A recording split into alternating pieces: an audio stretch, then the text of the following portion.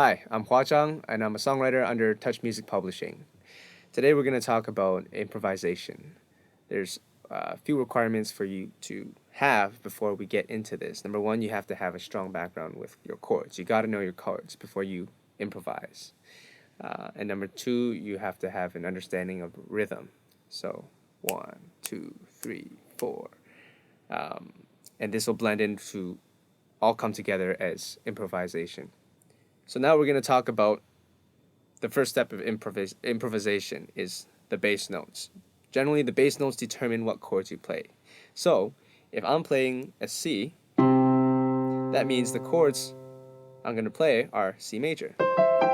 So left is the bass, right is the chord. Right? Now let's say I go to F next. Because it's in key of C, I'm going to play an F major. Okay? Then if I go up to an A next, it's in the key of C. A major has a C sharp. The key of C doesn't have a C sharp, so we're going to play A minor. Okay? And the next note we're going to go to is G. And so we're going to play a G chord. So together we have C, F, A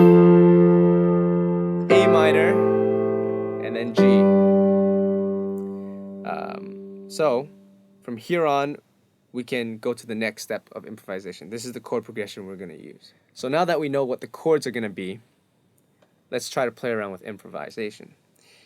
I mentioned you need a sense of rhythm to improvise.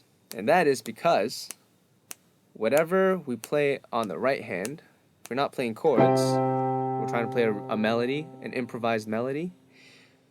What we play has to be within the rhythm. So if I can play any random note within that chord. So let's say we're going to play, I'm just going to pick any random note and just play it within each quarter note. So, and I'll keep doing that for each of the steps. So for C chord, I'll just do this. Dot, dot, dot, dot. Okay, completely random. I can choose another two different chords. Completely random. All goes together. Okay, then I'll go to the F chord next, and I'll choose another random set of notes based on this rhythm, okay, and this chord. So we'll go start from C, F,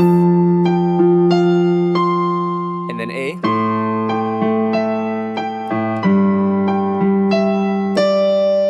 and we just improvise. So it's not that complicated. So if we elaborate further on that, we can go more in depth. It doesn't have to be just quarter notes. It could be